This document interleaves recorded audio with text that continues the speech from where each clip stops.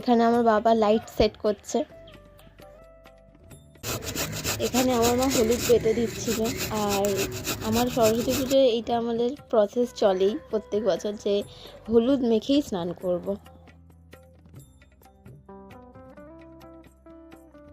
Good morning.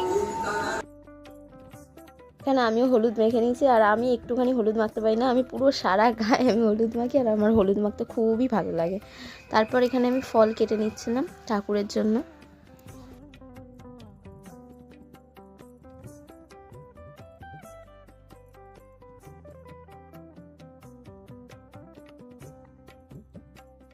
Recently 2 বছর ধরে আমি একাই পুজো করছি, মন্ত্র বলে, ঠাকুরমশাইকে ছাড়াই পুজো করছি।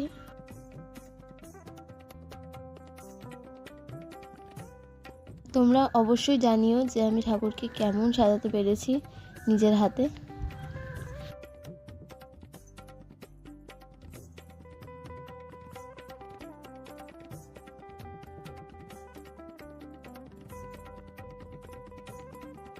এই বছরে আমি মাকে বলেছিলাম, মা একটু খিচুড়ি করো সবার জন্য। প্রসাদ হিসেবে সবার বাড়ি বাড়ি গিয়ে আমি খিচুড়ি দিয়ে এসেছিলাম।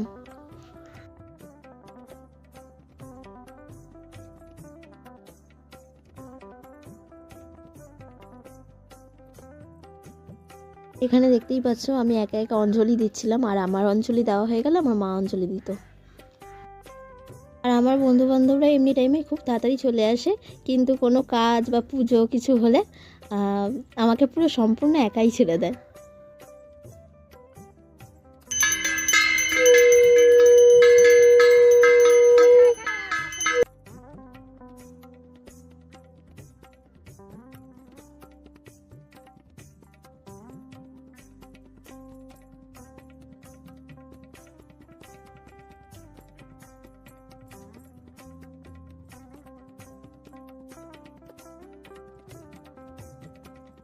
এখানে আমার মা অঞ্জলি দিচ্ছিল, আমি বলে বলে দিচ্ছিলাম আর মা অঞ্জলি দিচ্ছিল সেটা শুনে শুনে।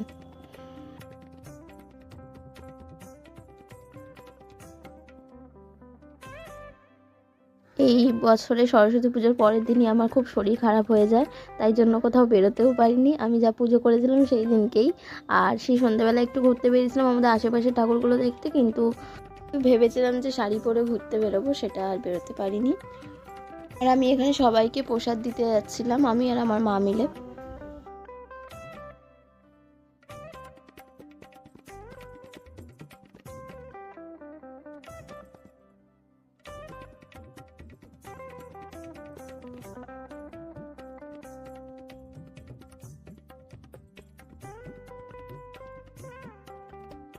আমাদের মহারানী ভিক্টোরিয়া এসে দেখা দিয়েছে।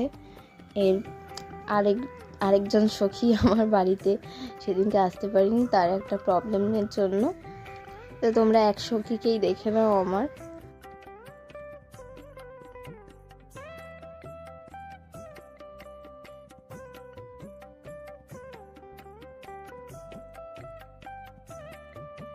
এই দধিকর্মা মা মেখেছে, আমি প্রত্যেকবার আমি মাখি। আমার শরীরটা প্রচণ্ডই খারাপ ছিল, তার জন্য আমি মানে সব পরের দিন সকালবেলা যে দধিকর্মা পুজোটা দিই সেটাও দিতে পারিনি। আর এদিকে মা বলছিল খুব ঠাকুরটার গলাটা ফাঁকা ফাঁকা লাগছে, তাই এখানে একটা হলুদ মালা নিয়েছিল। আর সত্যি হলুদ মালাটা পরানোর পর মাকে দেখতে সুন্দর, মানে আরও বেশি সুন্দর লাগছিল।